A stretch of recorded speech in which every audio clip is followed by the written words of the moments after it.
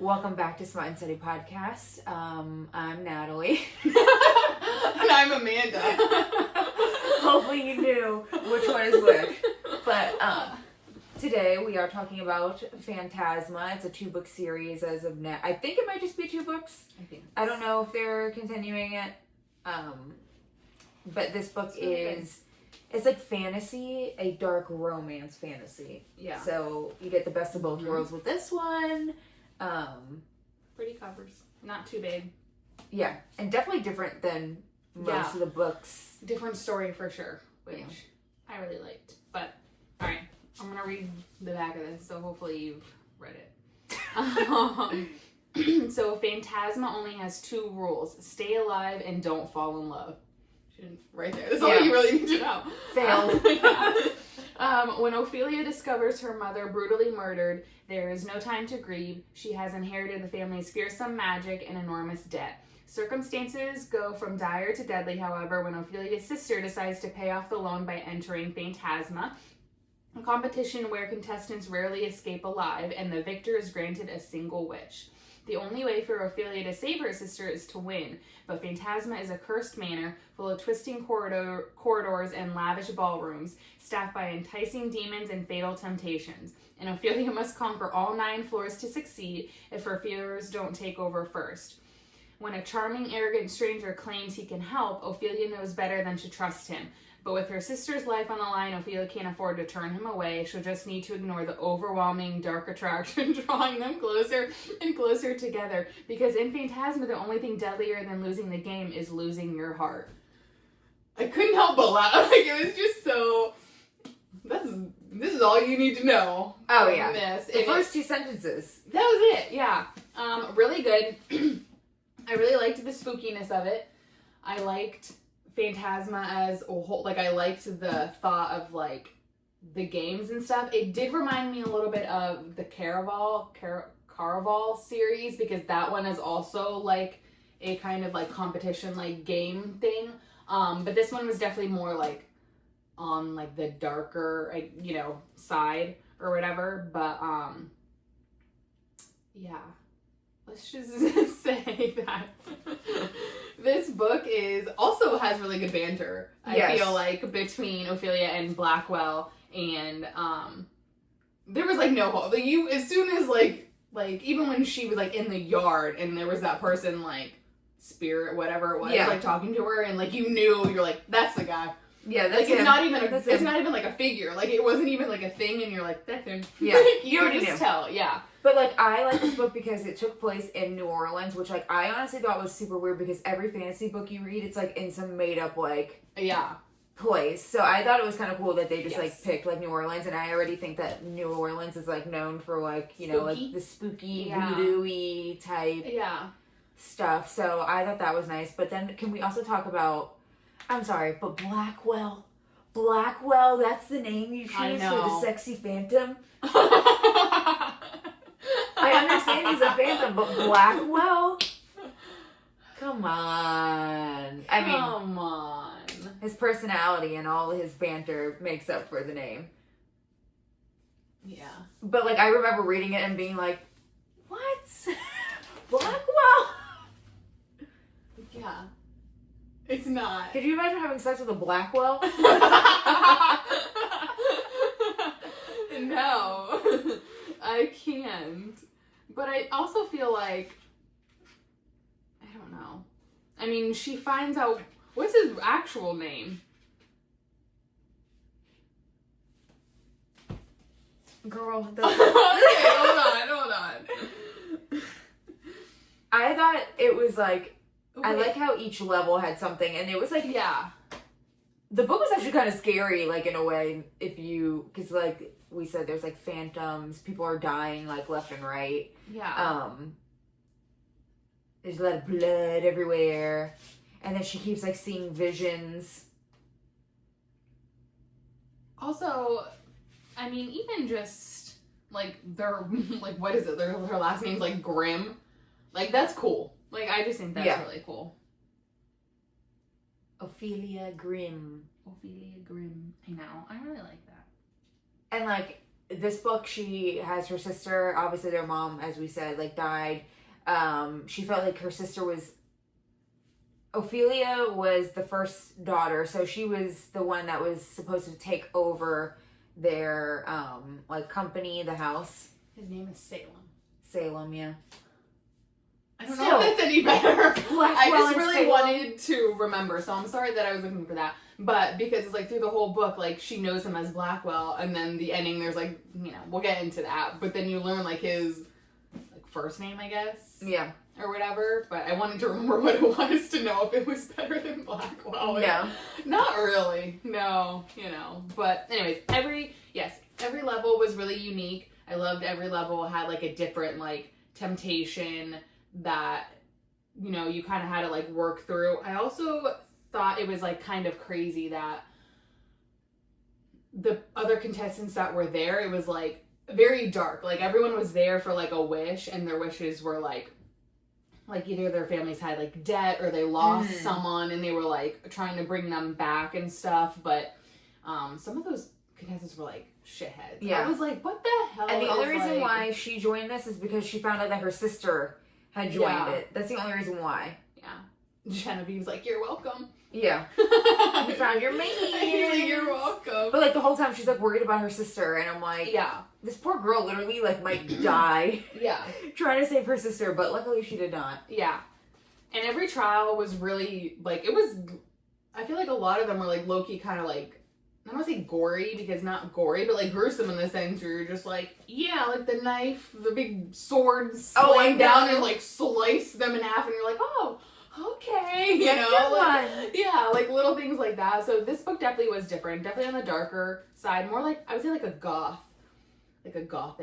fantasy. Oh yeah, like read for sure. And then the big ending was like that Blackwell's whole like history, because supposedly he's the one that just like can't leave. He made a deal with the devil. He made a deal with the devil, blah blah blah. This whole thing, and this whole time, I felt like I want to say I was half caught off guard with like how it actually like played out, but I knew like something was off. But when she gets to the final level or whatever, and like you don't know the Prince of Devils like name and like all this stuff, and there's like all these secrets, and she gets there and it was like, oh, ask the devil for the wish, yada yada, and then she realizes it's like him or whatever, like his dad runs in, it's like him, and you're just like, bro, like could you imagine, like, I really love this guy, and then you're just like, you're who? Yeah, number one, you ain't Blackwell, you Salem. Yeah, like first off, this is not your name. Secondly, like, you know, this is who you are, and like obviously like he couldn't really like tell her, but I don't know, it was just like, at first I was like, oh shit, like was I tricked into believing that he actually like gave a shit, because there was like a moment where it was like they were like conversing and you're like, oh, like he actually doesn't care, like this book is gonna do this to me, like I'm gonna suffer. And then he does, and you're like, oh, okay. And then she has a locket that like has the heart thing. There's just a lot of really intricate like details to this. It was a really book good read. that I feel, if you haven't read it, or hopefully you haven't, and you're watching this, is that, yeah, it isn't, I don't know, I feel like I haven't really heard that much on TikTok about these books either. No, not at all. Like, you read these series, and then she got these books for me for my birthday, and I read them, and I was like, this is really good for it not being talked about a lot. So, yeah, no, definitely. Recommend. Like I said, I just like how like everybody was like trying to con her into like, oh no, make a deal with me and you'll be better off. You can't make a deal with him. And I'm like, damn, all these little temptations. Yeah. Or like that one fucking phantom guy or whatever who like had a beef with Blackwell and stuff, and like the one guy who like put his hands on her at one point and was like, they were like fondling in the hallway, and she's like, I feel nothing, but let's just go for it. I was like, what's happening right now? Revenge. No. Yeah, and then I don't know why, but I just love in every single one of these fantasy books when they can just smell, like when the man can smell like if another man has like touched, like I just love that. And like he knew right away, like he was just like, someone put their hands. I knew that wasn't me. Yeah, who touched you? And I'm like, yes, that's right. Let's go, Blackwell. I know, yes. Thank you. Yeah. I thoroughly enjoyed that. But then it ended pretty happily. You know, there was no really, like, a cliffhanger. No. She got her sister back. Yeah. I don't know how that bitch made it alive. Yeah. Which, like, they kind of make her sister sound like a bitch in the book because, like, like I said before, like, Ophelia was the one to take over the estate or whatever. And then, like, her sister kept, like, secrets. And I think that's why she ended up joining Phantasma is because she wanted to pay the debt of the house. Yeah. I don't know. It was just very frustrating because it was like Ophelia took on, like, their house, the magic that, like, she knew she was going to get, but only because her sister didn't want anything to do with it. Mm. So it wasn't like a gift that she was really looking to receive. She just received it. And they, like, kind of made it seem like Genevieve was, like, prettier than Ophelia. Yeah. And, like, she had, like, a bunch of friends and was able to... Ophelia was, like, jealous because she was able to, like, experience life because she didn't have to do anything that dealt with the manor. Yeah. And, like, talking to spirits and doing all that sort of stuff. So it was, like, Genevieve could, like, go out and, like, talk to boys and go on dates and have friends and do all this stuff. And, like, she couldn't. But it's fine because she met Salem. Yeah. Blackwell Dash Salem. Maybe you didn't catch that. And, like, I listened to this on audiobook, because that's how I actually heard about it. People were like, oh, Kaylie Smith, or not Kaylie Smith, the girl who did the audio for the book is, like, an amazing person, blah, blah, blah. And, like, I've listened to a bunch of audiobooks, and I like the audiobooks where there is a male who narrates the male part, and then there's a female who narrates the female part. But this book, the female did all the voices, and I don't know, when you're, like, reading, like, a sex scene, and then it's, like, her with this, like, deep voice, and you're like... What just happened? You know, it was still great. Like, it really was still great. But at the same time, I was just kind of like... Yeah. I need more. Yeah. I need the man's voice and that's in this. Why... So I feel like you drive a lot, and so I totally get why people and you, like, do, like, the audiobooks. But I also feel like Victoria will, like, talk about, like, she'll try and do, like, audiobooks because she's, like, in between or whatever, and then she's like, it's so hit or miss. Like, she's like, sometimes they're, like, really good, like, the voices are good. Yeah. And then I just told her to read Den of Vipers, but she read it, she liked it. Gave 3 stars. Yeah. Which is high for just a book of sex, basically. But she was like, every voice, because it's like all the dudes, like, she's like, I felt like they just kind of, like, ruined, like, they had, like, really good personalities for each of them, and she's like, I just kind of felt like I guess if the voice doesn't match what you wanted in your head, then it's not good. Yeah.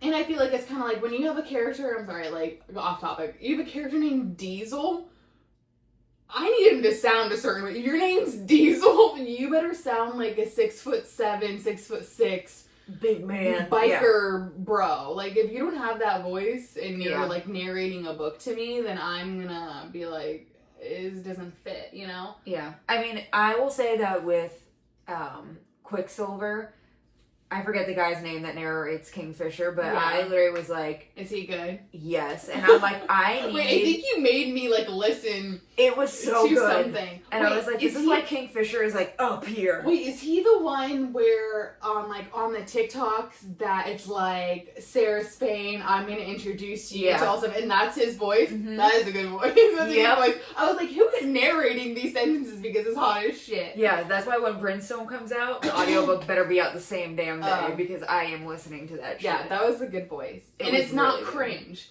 Because a lot of, like... And I think that's also what's hard, is a lot of this stuff is very, like, sexual, but a lot of the phrases are very sexual. Like, even, like, minus, like, the actual, like, it touching itself, like, the phrase is back to, like, you know, I'm gonna introduce you to all 7 gods, and you're gonna tell them, like, and you're just like, Jesus. I'm the one you bow to. Yeah, I'm the one you bow down to. Like, that's some dirty talk right there. Yeah. You need to have a voice for it. Like... Talk about weird names. Kingfisher. Shit. Whatever. I'll do it. Yeah, but Kingfisher Blackwell. Kingfisher, yeah. Yeah, because you can shorten it to Fisher. Yeah. Alright, we're getting so off topic here. Read Phantasma if you haven't read it. If you read it, 4 stars, 5 stars. Yeah. 10 out of 10 read for sure. Thanks for listening and listening to us. Our tangents. Yeah. All right, next time. Bye. See you next time.